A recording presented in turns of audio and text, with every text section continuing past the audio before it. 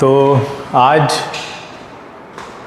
हम लोग कैलकुलस का जो बेसिक्स होता है, यानी कैलकुलस के बगैर फिज़िक्स कंप्लीट है ही नहीं, कह सकते हैं फिज़िक्स अधूरी है। अगर आपने कैलकुलस नहीं पढ़ी है तो आप फिज़िक्स को अच्छे से समझ ही नहीं सकते हैं, बल्कि 11th-12th में तो उसके बगैर काम ही नहीं चलना है। तो कुछ बेसिक्स हम लोगों ने, जैसे सिलेबस हमारा काफ़ी आगे चल रहा है और CBSE में तो जैसे कंप्लीट ही कर लिया हमने, और ICSE में भी टर्म 1 का कंप्लीट हो चुका है ऑलरेडी और रिवीजन भी चल रहा है। तो हम लोग ये टाइम वीक में एक बार या 2 बार निकाल सकते हैं कि जब हम थोड़ा एडवांस लेवल की चीज़ें जो हमें 11th में काम आनी हैं उनको थोड़ा उसके बेसिक्स को क्लियर करते हुए चलें, ताकि जब हम 11th में पहुँचे तो हमें एडवांटेज हो पहले से। वहाँ पे जो बेसिक मैथमेटिकल टूल पढ़ाए जाते हैं आपको, वो जब आपको पढ़ाए जा रहे होंगे ना, तो वो रिवीजन का काम करेंगे खाली आपके लिए, क्योंकि उसके बेसिक्स आपने अभी कवर कर लिए होंगे पहले ही। ये एडवांटेज हमारे पास सिर्फ इसीलिए क्योंकि हमारा सिलेबस काफ़ी आगे चल रहा है, ठीक है, अदरवाइज़ हम नहीं कर पाते। तो ये सोचा है कि आपको वीक में 1 या 2 क्लासेस अगर इसकी मिलती रहेंगी तो आपका जो मैथमेटिकल पोर्शन है, जो मैथ्स फिज़िक्स में यूज़ होती है और जहाँ जहाँ पे यूज़ होती है, वो सारा बेसिक्स हम आपको 10th में ही करा देते हैं। और उसमें जो भी आपके डाउट्स वगैरह होंगे वो भी आप आसानी से क्लियर कर लेंगे अभी, ताकि अब जब आप 11th में जाएं तो वहाँ पे आपका 11th बहुत अच्छा निकलेगा फिज़िक्स में खासकर, ठीक है। मैथ्स में जो मैथ्स का पोर्शन पढ़ाया जाएगा वो एक अलग चीज़ है, वो तो आप पढ़ेंगे ही, लेकिन मैथ्स में जो पढ़ाया जाता है उसमें फ़िज़िक्स को ध्यान में रखते हुए नहीं पढ़ाया जाता है। कैलकुलस आप मैथ्स में भी पढ़ेंगे, डिफरेंशिएशन, इंटीग्रेशन सब कुछ पढ़ेंगे मैथ्स में 11th में जब आप जाएंगे, लेकिन वो लोग फिज़िक्स को ध्यान में रखते हुए वो चीज़ें नहीं पढ़ाएंगे आपको, अलग ही अप्रोच के साथ पढ़ाएंगे। और जो बच्चे मैथ्स नहीं लेने वाले हैं 11th में, जिनको आगे मेडिकल लाइन में जाना है, तो उनको तो आगे वो मैथ्स में वो चीज़ें नहीं करनी, वो फिज़िक्स में ही पढ़ाई जाएंगी। तो काफ़ी एडवांटेज होता है उन बच्चों के लिए जो ये कैलकुलस का पोर्शन या जो मैथमेटिक्स जो यूज़ होने वाली है 11th क्लास में फ़िज़िक्स में या 12th में, तो वो आप अगर 9th-10th में बच्चे कर लेते हैं तो वो आगे ही रहते हैं, पहले दिन से वो आगे रहते हैं, ठीक है। तो आपके पास बहुत अच्छा मौका है। हम लोग इस साल, अभी हमारे पास काफ़ी टाइम पड़ा हुआ है, तो हम लोग धीरे धीरे भी करेंगे। अगर वीक में 1 या 2 क्लासेस भी करते रहेंगे तो हम काफ़ी कुछ कवर कर लेंगे by the end of this year, ठीक है, जब ये सेशन जो आपका होगा 10th वाला। तो इसकी पहली क्लास है आज, ठीक है, और ये मैंडेटरी इसीलिए सबके लिए नहीं रखी गई है। जो किसी बच्चे का माइक ऑन है, ज़रा ऑफ कर लो बेटा, किसका ऑन है देखो ज़रा, ठीक है। चलिए फिर स्टार्ट करते हैं। तो इसकी क्लासेस बीच में ऐसी होती रहेंगी रैंडमली, इसका कोई अभी शेड्यूल नहीं फिक्स हो पाया है। हर वीक में जब भी होंगी ऐसे ही आपको मैसेज चला जाएगा और आप लोग, जो लोग ज्वाइन होना चाहते हैं वो हो जाएंगे उसमें, ठीक है बेटा। देखो, हम सब जानते हैं कि मान लीजिए अगर एक हाइट से अगर हम किसी चीज़ को नीचे गिराते हैं, सपोज करिए ये एक क्लिफ है और इस क्लिफ से हम एक बॉल को नीचे गिरा रहे हैं, तो बॉल को जब हम नीचे गिरा रहे हैं तो किस फॉर्मूले से हम उसका डिस्प्लेसमेंट निकालते हैं बताओ ज़रा। हम लोग अभी हमने मोशन पे काफ़ी सी वीडियोस किए थे, काफ़ी लेक्चर किए हैं, बताओ ज़रा किस फॉर्मूले से निकालते हैं। यहाँ से ये बॉल नीचे आ रही है, ये ऐसे आनी है इसको नीचे, ठीक है। तो हम सब जानते हैं कौन सा फॉर्मूला, जैसे कि अभी बताया, हाँ, S = UT + ½ AT²। ध्यान से सभी बच्चे सुने, बिल्कुल बेसिक, बिल्कुल स्क्रैच से हम आपको बता रहे हैं कैसे यूज़, कैलकुलस का यूज़ आया कैसे, आखिर कैलकुलस क्यों आई, फिज़िक्स में क्यों उसको हम इतनी मैथ्स यूज़ करते हैं। तो ध्यान से देखो, ये बॉल यहाँ पे था।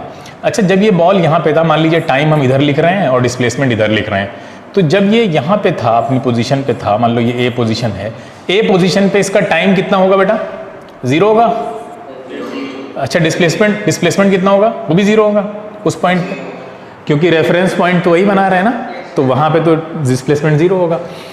अच्छा, फिर उसके बाद हम यहाँ पे 1 सेकेंड मान लेते हैं इसको, ये 2 सेकेंड मान लेते हैं और ये मान लेते हैं 3 सेकेंड।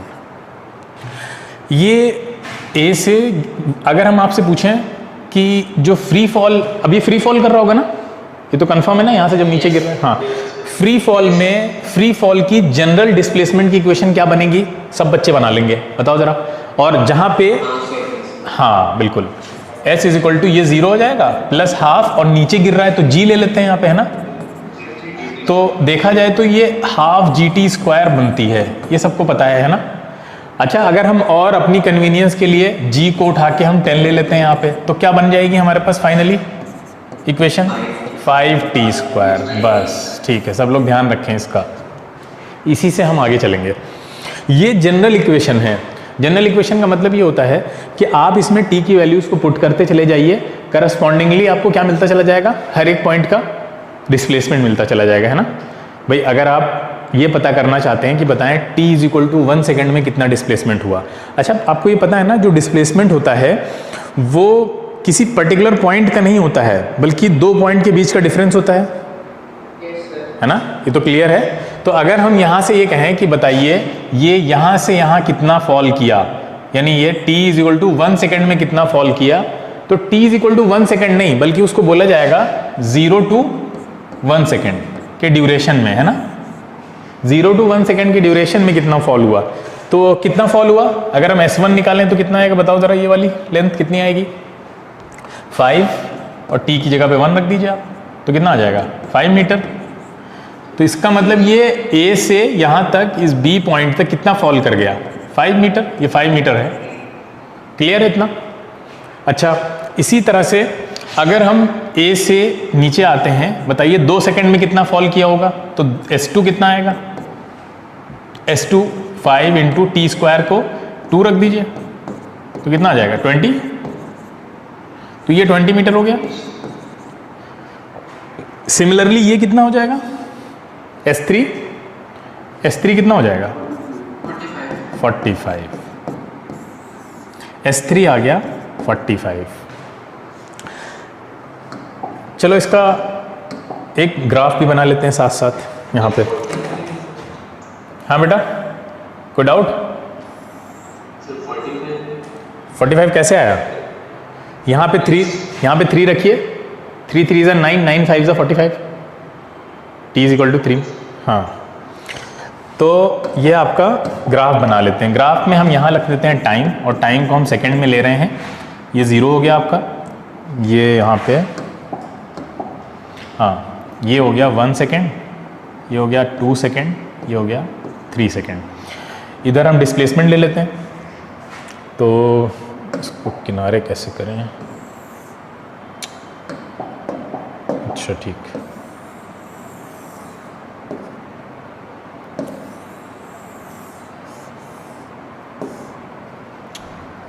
छोड़ो हटाओ। यहाँ पे ले लेते हैं डिस्प्लेसमेंट, और ये पहला मानते हैं 10, और ये हो गया 20, 30, 40, और ये हो गया आपका यहाँ पे 50। ठीक है।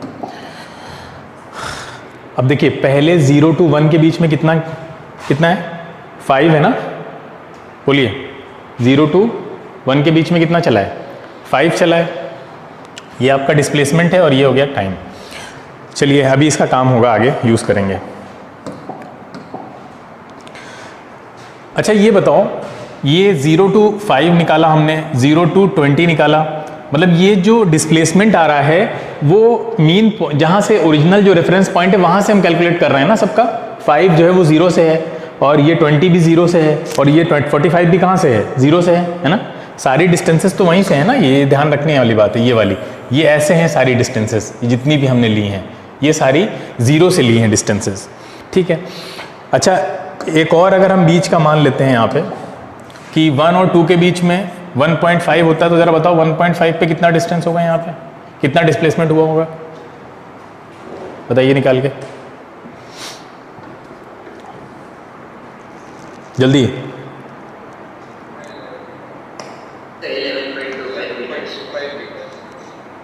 11.25 सभी का आया। यहाँ पे आप t की वैल्यू रखेंगे ना, t की वैल्यू रखेंगे कितना 1.5, उससे निकल के आ रहा है कितना 11.25। देखो सभी का आ रहा है। हाँ, अब ये हमने ग्राफ बना दिया। अच्छा जो हमने ग्राफ बनाए हैं उसको अगर हम ग्राफ पे नहीं नहीं अभी चलेगी, रहने दीजिए, छोड़ दीजिए। हाँ हाँ कोई बात नहीं, ठीक। नहीं मैथ्स की नहीं है, नहीं कैंसिल है, ठीक।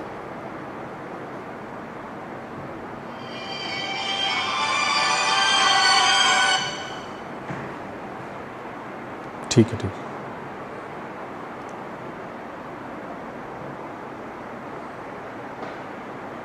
चलिए छोड़िए, रहने दीजिए। चलिए ग्राफ पे वापस आ जाते हैं। आइए ग्राफ पे देखिए, पहले सेकंड में कितना चला है बेटा? 5 ना। 5 कहाँ पे आएगा? 5 कुछ यहाँ पे आएगा ना, ये वाला देखो, पहले सेकंड में 5। दूसरे सेकंड में कितना चला है? 20। ये देखिए 20 कहाँ पे आएगा? ये कुछ यहाँ पे। फिर 1.5 में भी है, 1.5 का ही बनाया जा सकता है, यहाँ पे कहीं आएगा, बोलिए ये आएगा। और थर्ड सेकंड में कितना है? 45, तो 45 आपका कुछ ऐसे आएगा। तो आपको नहीं लग रहा है ये ग्राफ कुछ आपका इस तरह से जा रहा है?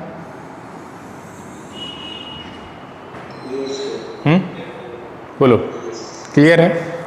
अच्छा सबसे पहले ये बताओ, ये डिस्प्लेसमेंट टाइम ग्राफ है ना, बोलो। और डिस्प्लेसमेंट टाइम ग्राफ में ये स्लोप क्या देता है? हाँ वेलोसिटी देता है। अच्छा अगर हम ग्राफ से हट के वेलोसिटीज़ को कैलकुलेट करना चाहें तो हम कैसे करेंगे? देखिए ध्यान से, हम वेलोसिटी कैसे कैलकुलेट करेंगे? हम थोड़ा मिटा देते हैं इसके लिए।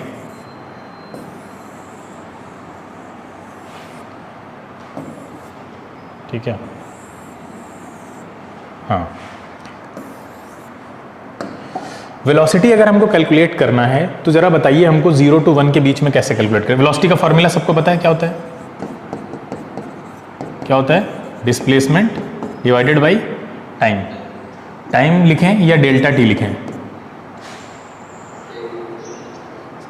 टाइम होता है या चेंज इन टाइम होता है? टाइम इंटरवल होता है। डिस्प्लेसमेंट को टाइम इंटरवल से डिवाइड करते हैं या टाइम से करते हैं खाली? अरे इतनी बेसिक सी बात। अच्छा डिस्प्लेसमेंट क्या है? चेंज इन डिस्टेंस है ना, डिस्टेंस में जो चेंज आया उसी को डिस्प्लेसमेंट बोलते हैं। तो चेंज जब डिस्प्लेसमेंट में चेंज हो रहा है तो टाइम में चेंज नहीं होगा? बोलो, जो ऑब्वियस सी बात है। तो इसका मतलब ये है कि अगर हम वेलोसिटी निकालना चाहते हैं तो वो भी उसके लिए हमें कितने टाइम पते होने चाहिए मिनिमम? 2। क्या 2 से कम में वेलोसिटी निकाली जा सकती है? 2 से कम में चेंज ही नहीं मिलेगा, है ना?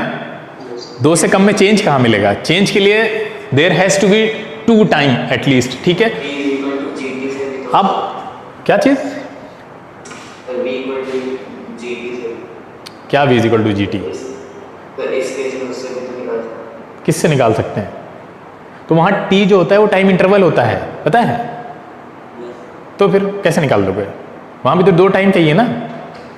अब देखिए यहाँ पे आपको वेलोसिटी निकालनी है तो सबसे पहले हम चलो 0 to 3 सेकंड निकालें तो कितनी आएगी बताओ जरा? 0 to 3 सेकंड के बीच की वेलोसिटी बताओ, v1 मान लेते हैं, चलो कितनी आएगी? 0 to 3 सेकंड के बीच का डिस्प्लेसमेंट कितना होगा? 45 माइनस 0 है ना, तो 45 हो जाएगा। और टाइम कितना होगा बताइए? 3 माइनस 0 3 सेकंड, यानी कितना हो जाएगा?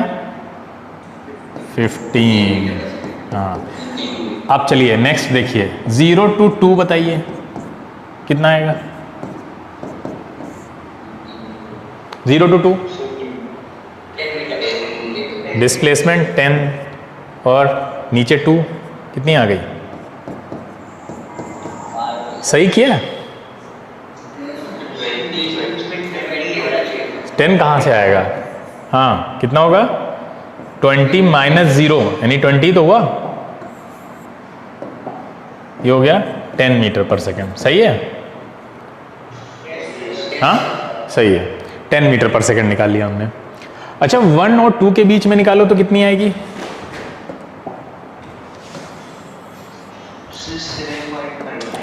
1 और 2 के बीच में कितनी आ रही है?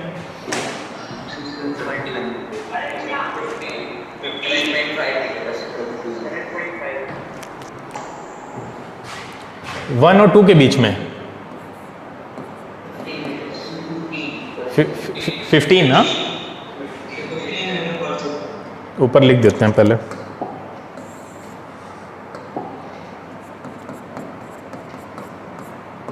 V3 तो 1 और 2 के बीच में डिस्प्लेसमेंट की गैपिंग कितनी है 15 और नीचे 1 आएगा 15 मीटर पर सेकेंड।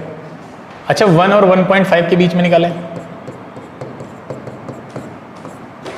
1 और 1.5 के बीच में कितनी आएगी V4, 1 और 1.5, 1 एंड 1.5, हाँ 12.5 सही कह रहे हैं ये।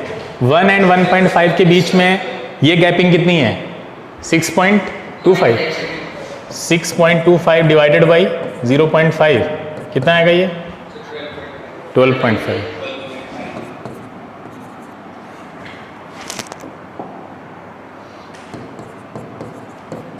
अब एक चीज़ देखो तुम लोग, हमने जो पहली वेलोसिटी निकाली थी, ठीक है, उसके बाद फिर निकाली वेलोसिटी।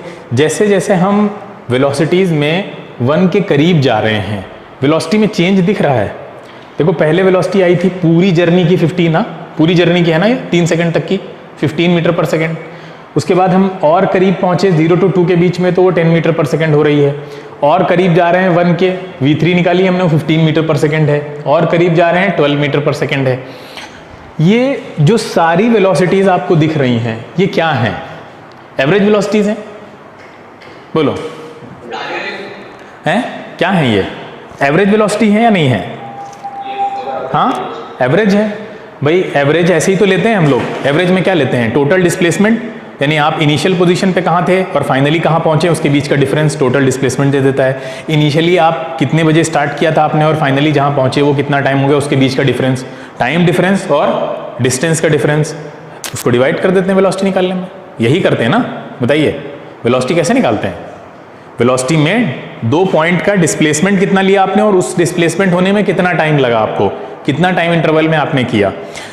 उस टाइम इंटरवल को आप कितना भी ले सकते हैं, छोटा ले लीजिए बड़ा ले लीजिए, लेकिन वो क्या कहलाएगा, एवरेज वेलोसिटी निकाल रहे हैं ना। लेकिन आप ये बताइए कि अगर हम किसी एक पर्टिकुलर पॉइंट की वेलोसिटी आप अगर निकालना चाहते हैं, सपोज करिए हम यहां की वेलोसिटी निकालना चाहते हैं 1 की, यहां की ये 5 मीटर की, क्या निकाल सकते हैं?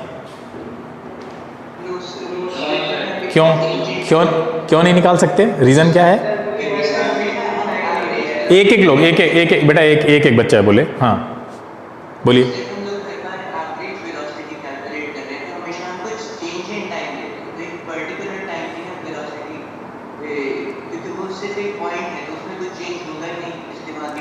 और कोई बताएगा? हाँ सही है, और कोई बच्चा कोई और तरह से बताना चाहे? कोई नहीं, यही बताना था सबको। क्वेश्चन ये है कि हम क्या इस पॉइंट पे, इस बी पॉइंट पे एवरेज वेलोसिटी निकाल सकते हैं, या वेलोसिटी निकाल सकते हैं, एवरेज छोड़ो वेलोसिटी निकाल सकते हैं? क्यों? हाँ एक पॉइंट पे अगर आप चेंज निकालने जाओगे तो 0 मिलेगा हैं, और ऊपर डिस्प्लेसमेंट भी 0 नीचे भी 0, तो कोई मतलब ही नहीं बनता है ना। इसका मतलब हम लोग, हाँ हम लोग किसी नहीं वो सब चीज़ें नहीं पूछनी है अभी। जो अभी तक की अंडरस्टैंडिंग है उसके रिगार्डिंग पहले समझ में आना चाहिए ना कि हम क्यों नहीं निकाल सकते। ये नहीं समझ में आया तो फिर आगे कैलकुलस नहीं समझ में आएगी। पहले इतना समझो सभी लोग कि हम क्यों नहीं निकाल सकते, फिर उस पर आएंगे कि क्या तरीका निकाला गया है। हम नहीं निकाल सकते ना, क्योंकि अगर हम निकालने जाएंगे तो डेल्टा टी 0 आएगा ना, और वेलोसिटी में डेल्टा टी चाहिए हमको, और डेल्टा टी नहीं चाहिए बल्कि ऊपर डिस्प्लेसमेंट में भी चेंज चाहिए ना। डिस्प्लेसमेंट अपने आप में ही चेंज को दिखा रहा होता है, डिस्प्लेस होना। तो आप किसी पर्टिकुलर पॉइंट की वेलोसिटी निकाल लें तो वो पॉइंट तो कहीं से डिस्प्लेस हुआ ही नहीं ना, एक आदमी वहीं खड़ा हुआ है बी पे, और आप कह रहे हैं इसकी वेलोसिटी बताओ बी पे हम वेलोसिटी कैसे बताएंगे? नहीं बता सकते है ना, बोलो। जैसे हम एक और एग्जांपल देते हैं आपको, जैसे कोई आदमी गाड़ी चला रहा था और गाड़ी चलाते हुए आप आए दिन सुनते हैं एक्सीडेंट हो जाता है। तो अगर हम आपसे पूछें कि ये बताओ जिस टाइम पे किसी इंसान का एक्सीडेंट हुआ है गाड़ी चलाते हुए, तो वो एक्सीडेंट उसकी एवरेज वेलोसिटी की वजह से हुआ होगा या किसी और वेलोसिटी की वजह से हुआ होगा? क्या उसके लिए एक्सीडेंट के लिए एवरेज वेलोसिटी रिस्पॉन्सिबल होती है या कोई और वेलोसिटी? एवरेज रिस्पॉन्सिबल होती है। अगर एवरेज रिस्पॉन्सिबल है तो इसका मतलब यह है कि फिर वो अगर 40 एवरेज निकल के आ रहा है तो जिस टाइम एक्सीडेंट हुआ उस टाइम भी 40 पे चला रहा होगा? नहीं, उस पर्टिकुलर जिस पर्टिकुलर मोमेंट पे एक्सीडेंट हुआ है उस टाइम पे जितनी वेलोसिटी होगी वो रिस्पॉन्सिबल है ना। बोलो भाई, ये देखा जाएगा ना जिस टाइम पे एक्सीडेंट हुआ है। मान लीजिए अगर दो लोगों में आपस में लड़ गए, आके चला रहे थे गाड़ी, अब वहां पे लोग FIR हो गई, पुलिस में चले गए, तो पुलिस वाले जो केस बनाएंगे या जो अदालत में केस सुना जाएगा वो एवरेज वेलोसिटी को देखेगा या जिस टाइम पे टक्कर हुई है उस टाइम की वेलोसिटी देखेगा? दोनों की। बोल, हाँ, जिस टाइम पे एक्सीडेंट हुआ है उस टाइम एवरेज वेलोसिटी तो हो सकता है दोनों की लीगली बिल्कुल सही आ जाए, जितनी चलानी चाहिए थी उनको 40 या 50 उसी में निकल के आ जाए, लेकिन कैसे डिसाइड होगा? जिस टाइम पे एक्सीडेंट हुआ है उस टाइम पे दोनों लोगों की वेलोसिटी क्या थी, उस पर्टिकुलर इंस्टेंट पे वेलोसिटी क्या थी। तो अभी हमने देखा कि पर्टिकुलर इंस्टेंट की वेलोसिटी तो निकल नहीं पाएगी, है ना। अभी देखा ना कैसे निकालेंगे। पर्टिकुलर इंस्टेंट पे आपको चेंज पता होना चाहिए, वेलोसिटी के लिए आपको चेंज इन डिस्टेंस यानी जिसको हम डिस्प्लेसमेंट बोलते हैं, और वो इंटरवल छोटा सा टाइम इंटरवल जितना भी है। बोलो, नहीं निकाल सकते अगर आपको ये चेंज नहीं पता है। हाँ, तो ये हमारे आगे जो प्रॉब्लम आके खड़ी हो गई थी कि हम उस किसी पर्टिकुलर, जबकि आपको ये तो कंफर्म है ना कि हर एक पॉइंट के साथ उसकी एसोसिएटेड वेलोसिटी होगी। बोलो, होगी ना।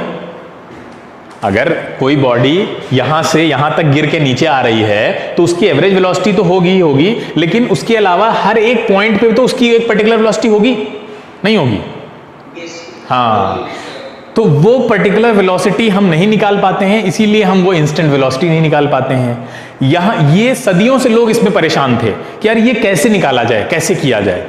यहां पे कैलकुलस आती है, जो कैलकुलस के बगैर ये काम पॉसिबल नहीं होता है। क्यों नहीं होता है वही अभी आप लोग खुद ही बताएंगे। अभी हमने आपसे कहा कि हमको इस बी पॉइंट की इंस्टेंट वेलोसिटी निकालनी है कि इसी पर्टिकुलर टाइम पे उसकी इस पार्टिकल की वेलोसिटी क्या होगी जो ऊपर से नीचे आ रहा था। तो आप कहेंगे कि हमको यहाँ पे चेंज चाहिए और हम चेंज नहीं बता रहे हैं, चेंज हमें पता ही नहीं है। चेंज के लिए आपको यहाँ पे कोई दूसरा पॉइंट चाहिए होगा, नहीं चाहिए होगा, जिससे आप चेंज निकालें? बोलो, चाहिए होगा, ऑब्वियस सी बात है। तो वो जो दूसरा पॉइंट होगा वो आप 1.5 को भी मान सकते हैं, 2 को भी मान सकते हैं, ठीक है, ऊपर 0 को भी मान सकते हैं। लेकिन इन सारे पॉइंट्स को मानने में दिक्कत यह है कि ये वेरिएशन बहुत हो जाएगा ना। बोलो, वेरिएशन बहुत हो जाएगा। अगर आप 1.5, हाँ मतलब अगर आप देखिए एक चीज सुनो सभी लोग, अगर हम 1 के साथ 2 को पॉइंट मान लें करीब वाला, तो इसको मानकर जो इंटरवल लेंगे और उससे जो वेलोसिटी आएगी वो 1 से काफी दूर की होगी, 1 और 2 के बीच की होगी कहीं की। लेकिन अगर हम 1.5 को माने, बताओ 1 और 1.5 और 1 और 2 इनमें से एक्यूरेट वैल्यू ज्यादा कौन देगा दोनों में, इंटरवल में?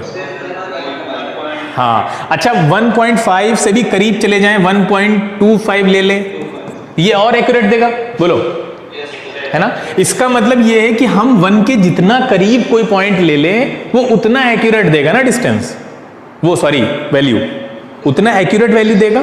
बोलिए, इतनी बात समझ में आ रही सब बच्चों को? अगर डाउट है तो बताओ, फिर से समझा दें। आप उस पॉइंट के करीब करीब बहुत बहुत नियर अबाउट का कोई पॉइंट मान लें जिससे आपको वो डिफरेंस वाला मसला हल हो जाए जो फंसा हुआ है अभी, कि हम चेंज कैसे लेंगे। चेंज के लिए दूसरा पॉइंट होना पड़ेगा, कोई ना कोई मानना पड़ेगा। वो पॉइंट 1 के बहुत करीब होना चाहिए। लेकिन एक दिक्कत यहां पे आके खड़ी हो गई, करीब ये हो गई कि हम जिसको करीब समझ रहे हो जरूरी नहीं आपके लिए वो भी वो करीब हो, आप कोई और करीब मान लो हमने माना एक पॉइंट 1 के बहुत पास कि 1.01, ये बहुत करीब है ना 1 के, बोलो, है ना। अरे एक पास है ना। आप बोले कि नहीं हमारे हिसाब से 1.001 मानना चाहिए, ये आपका करीब है, ये मेरा करीब है। अब हो गई लड़ाई? बोलो, हो गई ना दिक्कत? भाई ऐसे तो दुनिया में इस मसले पे एग्रीमेंट बनेगा ही नहीं। कोई कहेगा नहीं मेरे हिसाब से ये होना चाहिए, और यही नहीं है, 1 के करीब एक और पॉइंट भी है, कौन सा बताओ? 0.99, ये भी तो है ना भाई, ये भी करीब है। तो मतलब उसके करीब में ही इनफाइनाइट नंबर ऑफ पॉइंट्स आ रहे हैं, तो फिर कैसे माना जाए, कैसे एक ऐसा यूनिवर्सल रूल बनाया जाए जिसको सब मान लें। तो अब यहां पे क्या किया गया कि न्यूमेरिक वैल्यू को हम नहीं मानेंगे। हाँ, हमने कहा कि हम न्यूमेरिक वैल्यू नहीं मानेंगे, हम एक यूनिवर्सल फॉर्मूला बनाएंगे जिसके अंदर वैल्यू डालते जाओ और निकलते जाएगा अपना जो भी आपको चाहिए। जैसे कि ये एक जनरल फॉर्मूला बना है 5t² वाला, है ना, 5t² जनरल फॉर्मूला बन गया। अब g की वैल्यू तो सब मानते हैं कि भाई वो 10 या 9.8 मान सकते हैं। अब t की वैल्यू आप रखते चले जाइए, आपको उसके करस्पॉन्डिंगली क्या मिल जाएगा, डिस्प्लेसमेंट मिलता चला जाएगा। ऐसे ही हम इस प्रॉब्लम को सॉल्व करने के लिए भी कोई जनरलाइज्ड रूल अगर बना दें, ठीक है, कि वो एक पर्टिकुलर इंस्टेंट की वेलोसिटी निकालने के लिए जो हमको छोटा सा चेंज चाहिए, उसके लिए जो अगला छोटा सा पॉइंट आपको मानना है, वो ऐसा जनरल बना दें हम कि फिर उससे एक नया फॉर्मूला निकला है इंस्टेंट वेलोसिटी का भी। जैसे फॉर्मूला इसका होता है ना, एवरेज वेलोसिटी का फॉर्मूला क्या होता है, displacement divided by time interval या टाइम। तो ऐसे ही अगर हम इंस्टेंट वेलोसिटी के लिए भी कोई फॉर्मूला ड्राइव कर दें तो फिर ये झगड़ा खत्म हो जाएगा कि हमको कहां मानना है कहां नहीं मानना है। इसके लिए क्या किया गया वो हम देखते हैं। अब देखिए, इसके लिए सबसे पहला काम ये किया गया कि हमें क्या करना होगा। यहां पे देखिए, ध्यान से, सभी लोग ध्यान से सुने। अब यहां पे आगे काफी इंपॉर्टेंट पॉइंट है। जैसे हमने यहां पे क्या लिया था, 0 लिया था और ये था 1 आपका, ठीक है। हमने क्या किया, और यहां पे दूसरी साइड पे क्या चल रहा था, आपकी डिस्टेंस चल रही थी। ये कितनी डिस्टेंस उसने कवर की है, यहां पे। अब हमने क्या किया कि हम इस पॉइंट पे, इस बी पॉइंट पे ये पता करना चाहते हैं, यहां सभी 0 है, एस भी 0 है, यहां टी भी 0 है। ये 1 सेकेंड में कि बी पॉइंट पे जो उसने यहां से यहां तक कितनी डिस्टेंस कवर की है, 5 मीटर की, है ना, 5 मीटर आया था। तो इस पॉइंट पे एवरेज वो इंस्टेंटेनियस वेलोसिटी, यानी उस इंस्टेंट पे उसकी वेलोसिटी क्या होगी, तो हमको चेंज के लिए उसके करीब करीब एक छोटा पॉइंट मानना पड़ेगा। तो हमने क्या मान लिया, ये पर्टिकुलर टाइम था t, मान लेते हैं ये 0 to t टाइम में यहां तक चला, तो t के बगल में एक छोटा सा टाइम मान लेंगे, उसको हम बोल देते हैं dt। क्या बोल देंगे, dt मतलब बहुत छोटा टाइम, t के बाद जस्ट बाद आने वाला एक टाइम है dt टाइम में इधर जो डिस्प्लेसमेंट इसने कवर किया उसको हमने ds मान लिया। s मतलब होता है डिस्प्लेसमेंट, s का बहुत छोटा कंपोनेंट, इसको बोलते हैं differential element of s। Differential element मतलब अगर s को डिफरेंशिएट करो, छोटे छोटे टुकड़ों में तोड़ो, तो सबसे छोटा वो टुकड़ा होगा, उसको हमने ds बोल दिया। अच्छा, बड़े टुकड़े को क्या बोलते थे, अब तक कोई बताएगा, बड़े टुकड़े को क्या बोलते थे, बड़े टुकड़े को क्या बोलते थे, अरे डेल्टा s बोलते थे। डेल्टा एस क्या दिखाता था, बड़ा डिस्प्लेसमेंट, तो छोटे डिस्प्लेसमेंट को हमने डेल्टा एस की जगह क्या मान लिया, ds मान लिया। इसी तरह से डेल्टा t, बड़ा डिस्प्लेसमेंट का जो इंटरवल, टाइम इंटरवल होता था, डेल्टा t होता था, उसका छोटा इंटरवल हमने क्या मान लिया, dt। ठीक है, बोलो, इतनी बात समझ में आई सबको कि हमने छोटा सा उसके बहुत पास में एक टाइम माना dt, एक अभी हम फॉर्मूला ड्राइव कर रहे हैं उसके लिए माना गया है, और उस dt टाइम में जो डिस्प्लेसमेंट हुआ है वो कितना है, ds है। बोलो, इतनी बात समझ में आई सबको। और जो फॉर्मूला ड्राइव किया था जनरल, वो क्या था, 5t² था, ये याद है, भूल गए अभी पीछे, हाँ ठीक है, याद है। अब देखिए यहां पे हमको वेलोसिटी के लिए क्या चाहिए, चेंज इन टाइम, और इधर डिस्प्लेसमेंट में जो भी चेंज आ रहा होगा वो चाहिए होता है। अब हम क्या करेंगे, s इज इक्वल टू कितना है हमारे पास, 5t² है, ठीक है। ds कैसे निकालें, ds क्या है, ds क्या होगा, अच्छा बताओ।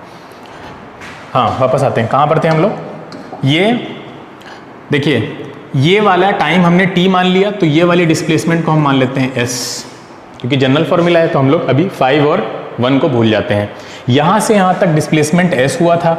अब हम पर्टिकुलर b पॉइंट पे पता करना चाहते हैं इंस्टेंटेनियस वेलोसिटी क्या है, तो हमने उसके जस्ट पास में एक छोटा सा डिस्प्लेसमेंट मान लिया, कितना हुआ है, s के बाद कितना और डिस्प्लेसमेंट हुआ है, ds हुआ है। तो हम निकालना चाहते हैं क्या, ds नहीं, हमें निकालना होगा s प्लस ds कितना होगा।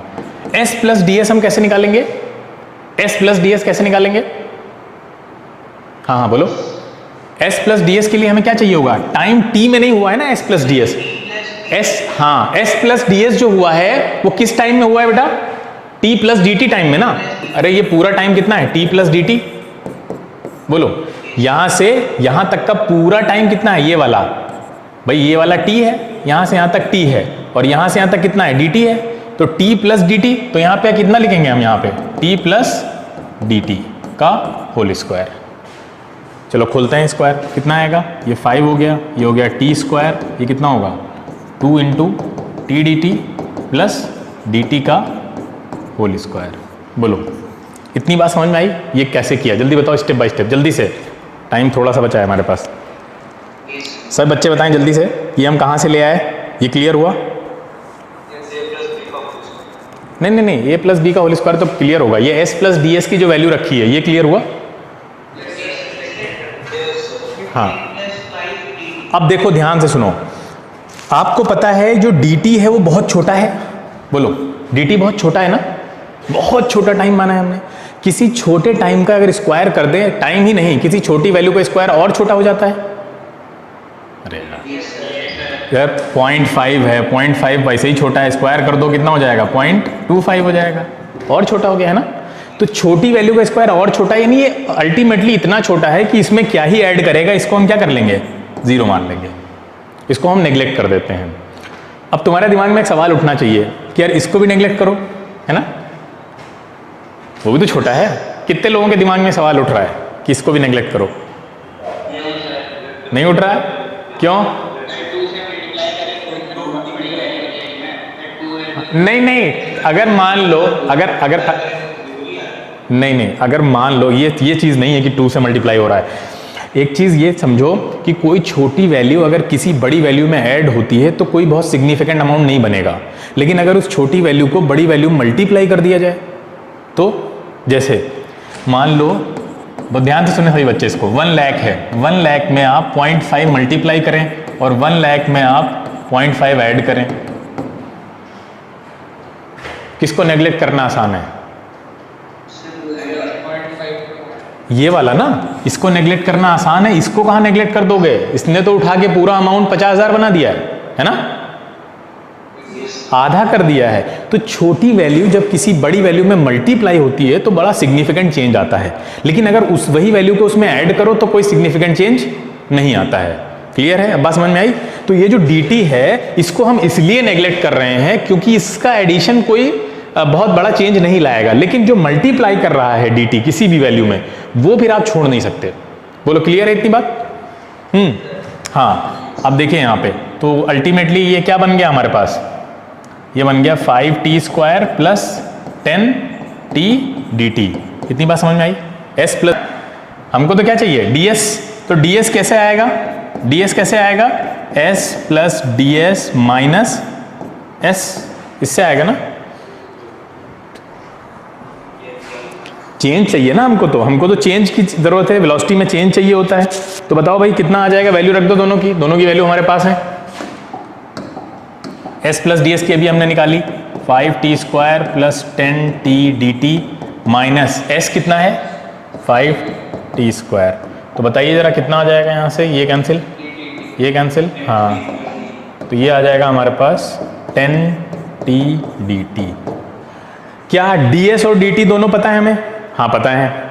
चलिए फिर इंस्टेंटेनियस वेलोसिटी निकालते हैं। तो v इज इक्वल टू क्या आ जाएगा? ds बाई dt, है ना, यही आएगा। हाँ, तो ds कितना है?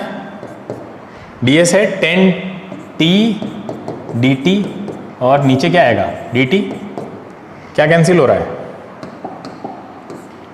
dt कैंसिल हो गया। फाइनली इंस्टेंटेनियस वेलोसिटी कितने का फॉर्मूला क्या आ गया? 10t जनरल फॉर्मूला हमने निकाल लिया है। यहाँ पे आप t की वैल्यू डालते जाइए, हर एक पॉइंट की वेलोसिटी मिलती चली जाएगी आपको। जैसे कि पीछे वाले में हमने देखा था, पीछे क्या था? अब अगर हम आपसे पूछें बताइए यहाँ की वेलोसिटी कितनी होगी? बताओ भाई, 10t फॉर्मूला आ गया है, यहाँ की वेलोसिटी कितनी होगी? हाँ, हर एक 50 नहीं भाई, टाइम की वैल्यू डालोगे ना, टाइम की वैल्यू डालो ना, तो डिस्प्लेसमेंट 10, हाँ 10 मीटर पर सेकेंड। इसी तरह से यहाँ 1.5 की निकाल सकते हैं, बोलो कहीं की भी निकाल सकते हैं ना। हमें t की वैल्यू दे दीजिए आप, हम निकालते चले जाएंगे। बोलो इतनी बात समझ में आई? इतनी बात सब बच्चों क्लियर हुई ये वाला कि हमने 10t तक कैसे पहुंचे? ये हमने जनरल फॉर्मूला निकाल लिया इंस्टेंटेनियस वेलोसिटी का।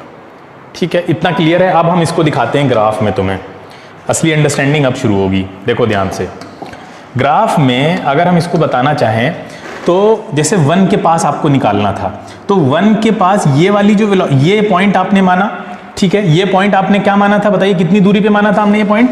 s डिस्टेंस पे ना, s डिस्टेंस पे माना था हमने पॉइंट ये। अरे ये पॉइंट क्या था, एस डिस्टेंस पे था यहाँ से, और इधर टाइम को कितना मान लिया था हमने, टी, बोलो टी टाइम माना था। इसके ठीक पास में, इसी पॉइंट के ठीक पास एक पॉइंट हमने यहाँ पे मान लिया, कितनी दूरी पे, बोलो, यहाँ पे dt टाइम लगा था उस पॉइंट तक पहुँचने में, और डिस्प्लेसमेंट कितना था, डिस्प्लेसमेंट कितना था, ये ऊपर वाला ds, यही था ना। इसको बड़ा करके बनाते हैं तब अच्छे से समझ में आएगा। यहाँ पे देखो,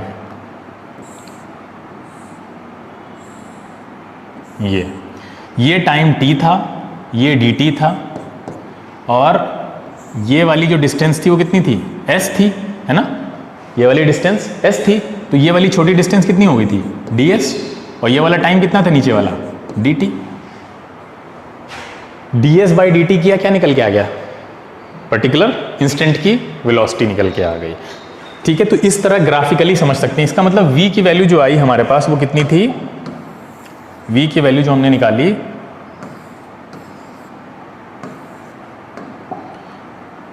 वो थी ds बाई dt, यही थी ना, ds निकाला, dt को डिवाइड कर दिया। इसको क्या बोलते हैं, जो भी हमने आपको पूरा इतना ड्राइव करके समझाया, इसको कैसे बोलते हैं, इसको बोलते हैं कि s जो आया आपका, s यानी ds जिसको हम डिफरेंशियल एलिमेंट बोल रहे थे, इसको इस तरह भी बोलते हैं कि s को अगर आप t के रेस्पेक्ट में डिफरेंशिएट कर दें तो आपको इंस्टेंटेनियस वेलोसिटी मिल जाएगी। किस तरह बोलते हैं कि अगर आप s को, s क्या है, डिस्प्लेसमेंट है ना, डिस्प्लेसमेंट को अगर आप t के रेस्पेक्ट में डिफरेंशिएट कर दें तो आपको क्या मिल जाएगी, इंस्टेंटेनियस वेलोसिटी मिल जाएगी। जो काम अभी हमने पीछे डिराइव करके किया और हमें क्या मिला, हमें 10t मिला ना, कितना मिला था, 10t या 5t, 10t, हाँ 10t। ये जो काम हमने इतना डिराइव करके किया कि पहले s चूज किया, फिर उसका डिफरेंशियल एलिमेंट ds चूज किया, ठीक है, s प्लस ds निकाला, उसके बाद ds निकाला, ds को dt से डिवाइड किया, तब वेलोसिटी आई। ये आपको हर एक केस में करने की जरूरत नहीं है, इसके लिए कुछ जनरलाइज फॉर्मूले ड्राइव कर दिए गए हैं। जैसे अभी हम यहाँ पे आपको बता रहे हैं कि शॉर्टकट तरीका क्या बताया गया इसको निकालने का, कि अगर आप s को t के टर्म में, टाइम के टर्म में डिफरेंशिएट कर दें तो आपको इंस्टेंटेनियस वेलोसिटी मिल जाती है ना। अच्छा, जनरल इक्वेशन क्या थी हमारे पास पुरानी, ये थी ना, ये देखो ध्यान से, 5t स्क्वायर थी ना, बोलिए, जनरल इक्वेशन 5t स्क्वायर थी। 5t स्क्वायर से हम लोग लंबा चौड़ा मेथड फॉलो करते हुए कहां पहुंचे थे, 10t तक, ये तो याद है भाई, 10t तक यहीं से पहुंचे थे ना हम लोग। हाँ, अब इसको यहां तक पहुंचने का एक शॉर्टकट तरीका निकाला गया है, ठीक है, वो शॉर्टकट तरीका क्या है वो हम लोग अब देखते हैं।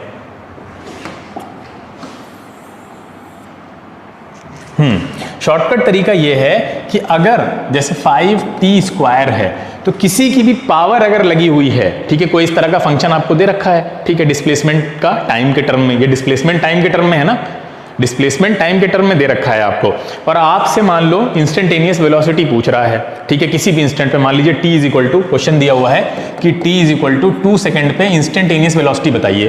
कैसे निकालेंगे आप, डायरेक्ट रख देंगे, पुट कर देंगे, गलत हो जाएगा ना, बोलो।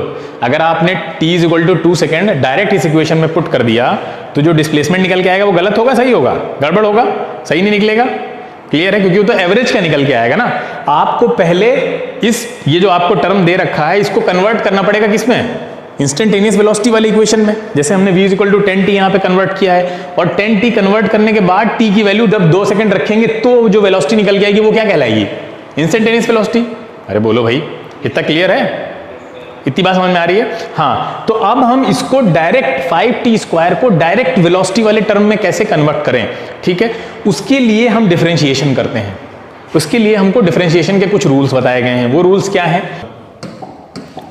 जैसे दे रखा है कोई इक्वेशन आपको, s is equal to 7t to the power 4 बनाइए, यहां से क्या निकल के आएगा, ds अपॉन dt क्या निकल के आएगा बताइए। ये 4 इसके पास आ जाएगा 7 के पास, बोलो, और ऊपर क्या हो जाएगा, -1 हो जाएगा पावर की, कितना हो जाएगा ये 28t क्यूब, और ये ds अपॉन dt क्या होता है, v होता है। ये तो हम देखते हैं इंस्टेंटेनियस वेलोसिटी। इसका मतलब ये है सिंपल सा कि अगर आपको कोई भी डिस्प्लेसमेंट का टर्म दे रखा है, कोई भी लंबा चौड़ा 2t क्यूब, ठीक है, करके दिया हुआ है, और आपसे कह रहा है कि हमको इंस्टेंटेनियस वेलोसिटी निकाल के दो at t is equal to 1 second, तो कैसे करेंगे, सबसे पहले इसको डिफरेंशिएट करेंगे। कैसे, ds अपॉन dt निकालेंगे, जो कि क्या आ जाएगा बताइए, 2 इंटू 3 और ये क्या होगा 3 माइनस 1, पावर -1 हो जाती है और वो बाहर आ जाती है, क्या होगा 6 t स्क्वायर। लेकिन अभी भी आंसर नहीं आया है, ये तो v आएगा और v कब पूछा है हमसे, t इक्वल टू 1 पे, तो कितना आ जाएगा आंसर 6 आ जाएगा। हाँ बोलो समझ में आया।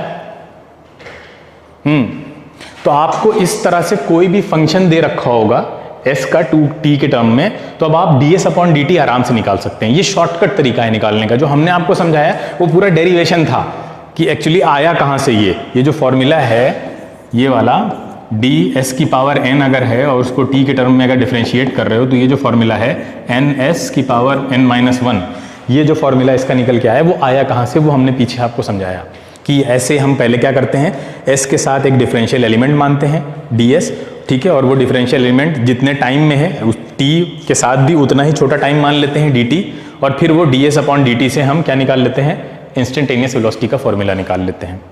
क्लियर है, बोलो। थोड़ा बहुत तो समझ में आया होगा, पहली क्लास है अभी इस पे और क्लासेस करेंगे, क्लैरिटी आती चली जाएगी। अभी हम लोग सिर्फ डिफरेंशिएशन तक समझे हैं, इंटीग्रेशन अब समझना और आसान हो जाएगा, इंटीग्रेशन कहाँ यूज होता है। इतना क्लियर हो ना क्लियर हो तो अभी कुछ पूछ सकते हो, कोई डाउट कहीं पे भी लग रहा हो कि ये कहाँ से आ गए। हाँ हाँ, कहाँ पे ये वाले में, इसमें क्या चीज, टी स्क्वायर हटा कैसे, t इज इक्वल टू 1 पे आपसे पूछा था इंस्टेंटेनियस वेलोसिटी, तो t की जगह 1 रख दिया हमने। t अच्छा t इज इक्वल टू कोई ना कोई वैल्यू दी होगी ना भाई, कोई ना कोई वैल्यू भी तो पूछेगा। अगर इंस्टेंटेनियस वेलोसिटी पूछेगा तो आपसे फॉर्मूला ड्राइव करने के लिए तो बोलेगा नहीं, आपको क्या करेगा, आपसे कहेगा कि बताइए इस टाइम पे बताइए कितनी होगी। तो उसके लिए पहले ये इक्वेशन लानी जरूरी है। अगर आप नहीं लाएंगे तो आप गलती से एवरेज वेलोसिटी निकाल के दे देंगे आंसर में और वो गलत हो जाएगा, ठीक है। तो एवरेज और इंस्टेंटेनियस में यही डिफरेंस है सबसे बड़ा। बोलो और कोई डाउट। करने का मतलब क्या है, क्या करने का, जैसे हम कर रहे हैं, हाँ डिफरेंशिएट करने का मतलब क्या है। डिफरेंशिएट करने का मतलब ये है कि हम उस छोटी जगह पे पहुंच रहे हैं। देखो यहाँ ध्यान से, ये देखिए ग्राफ में हम इस 1 के बहुत पास पहुंचना चाहते हैं, बहुत पास, ताकि हम ये बता सकें कि उस 1 पर एक्चुअल में वेलोसिटी कितनी रही होगी जब वो व्हीकल चल रहा होगा कहीं पे। जैसे हमने बताया ना एक्सीडेंट हुआ, तो एक्सीडेंट जिस पॉइंट पे वो उस पॉइंट ऑफ टाइम पे कितनी वेलोसिटी रही होगी, वो निकालने के लिए हमें वहां पे चेंज इन टाइम और चेंज इन डिस्प्लेसमेंट पता होना चाहिए। नहीं छोटा सा ही सही लेकिन पता होना चाहिए, तभी तो निकाल पाएंगे। तो उस पॉइंट की, किसी भी एक पर्टिकुलर पॉइंट की वेलोसिटी निकालने के लिए हमें ये करना पड़ रहा है, डिफरेंशिएट करना पड़ रहा है। यानी डिफरेंशिएट का मतलब ये है कि उस छोटे एलिमेंट के पास पहुंचना। डिफरेंशिएट बोलते हो ना, वैसे भी इंग्लिश में वर्ड बोलते हैं हम लोग डिफरेंशिएट करना, यानी बहुत छोटा छोटा करके उस पर्टिकुलर पॉइंट पे पहुंचना चाह रहे हैं हम, इसलिए डिफरेंशिएशन कर रहे हैं। अब समझे, बोलो। हाँ तो बोलो, तो ये अभी हमने सिर्फ एक फॉर्मूला आपको डिफरेंशिएशन का बताया है। इसके अलावा जो साइन और कॉस के टर्म्स होते हैं उसमें अलग डिफरेंशिएशन के फॉर्मूले चलते हैं।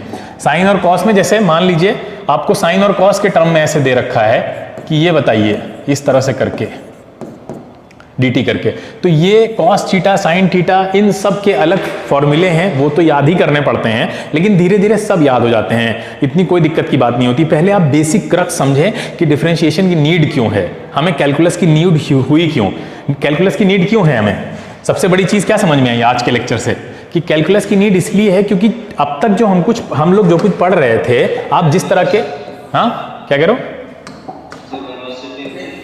हाँ नहीं वेलोसिटी तो हम अभी भी निकाल रहे थे। क्या 9th क्लास में वेलोसिटी नहीं निकल रही थी, बोलो निकल रही थी। हाँ बिल्कुल, 9th क्लास में जनरली हम लोग इस तरह के ग्राफ से डील कर रहे थे। यहां निकालना आसान है ना भाई। यहां निकालना क्यों आसान है, क्योंकि यहां हर एक पॉइंट की वेलोसिटी सेम है ना। बोलो ये पॉइंट ले लो, ये ले लो, ये ले लो, ये ले लो, A B C, बोलो सब जगह सेम होगी। अरे यहां सब जगह सेम होगी ना। S और T ग्राफ निकाला, अब हमने कहा बताओ भैया इंस्टेंटेनियस वेलोसिटी बताओ। इस ग्राफ में इंस्टेंटेनियस निकालने के लिए कैलकुलस पढ़ना जरूरी है क्या? नहीं। क्यों? क्योंकि यहां की एवरेज और यहां की इंस्टेंटेनियस दोनों ही इक्वल होती हैं।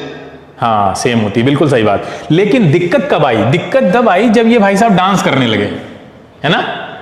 दिक्कत तब आई जब यहां चेंज स्टार्ट हो गया। ये देखिए अब हर पॉइंट अलग अलग है, हर पॉइंट की वेलोसिटी अलग होगी, इस पॉइंट की अलग होगी, यहाँ की अलग होगी, यहाँ की अलग, यहाँ की अलग।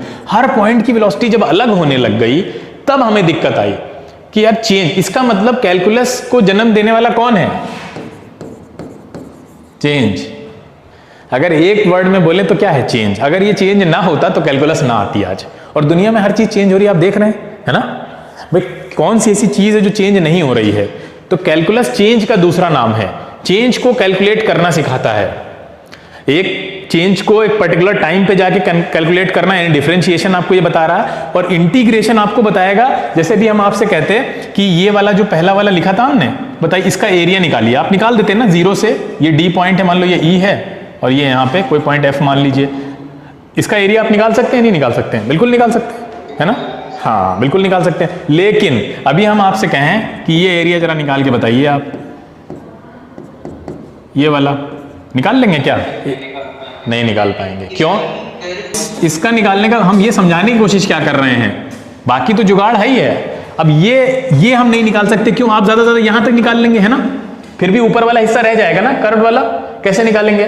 कोई फॉर्मूला नहीं बना पाए हम। तभी हमारी हेल्प के लिए यहां पे कैलकुलस का दूसरा बेटा इंटीग्रेशन आता है, वो बताता है कि हम कैसे निकालेंगे, वहां जुगाड़ है उसके लिए। तो वो हम लोग आगे आने वाली क्लासेस में इसको धीरे धीरे पढ़ेंगे कि कैसे शुरू हुआ और कैसे हम वहां तक पहुंचे। तो बिल्कुल अभी अगर किसी को कुछ बहुत भारी लग रही हो क्लास, तो परेशान होने की जरूरत नहीं, रिकॉर्डिंग देखना, और धीरे धीरे हम लोग इतना स्मूथली आगे चलेंगे कि ये सारी चीजें कुछ ही महीनों के बाद आपको बिल्कुल ऐसी हो जाएंगी, क्रिस्टल क्लियर। जैसे 9th में आपने जो कुछ भी पढ़ रखा है वो आपको परेशान नहीं करता है, ऐसे ये भी परेशान नहीं करेगा। नई नई चीज तो पहली बार में थोड़ी सी अजीब लगती है वैसे भी, नॉर्मली भी। ठीक है, तो इसकी रिकॉर्डिंग देखिएगा। जो डाउट्स आए दिमाग में, अगली क्लास फिर जब शेड्यूल करेंगे नेक्स्ट वीक में कभी, तो फिर आप लोग वहां पे पूछिएगा और फिर वहां कुछ नई चीजें भी सीखेंगे। ठीक है बेटा, चलिए आज के लिए इतना ठीक है। जैसे कैलकुलस का एक पार्ट है, हाँ क्या चीज, क्या पूछ रहे हो बेटा? डिफरेंशिएशन और ये सब। हाँ बिल्कुल बिल्कुल, कैलकुलस के पार्ट कह लीजिए, टूल्स कह लीजिए, जो भी कहना है। ठीक है।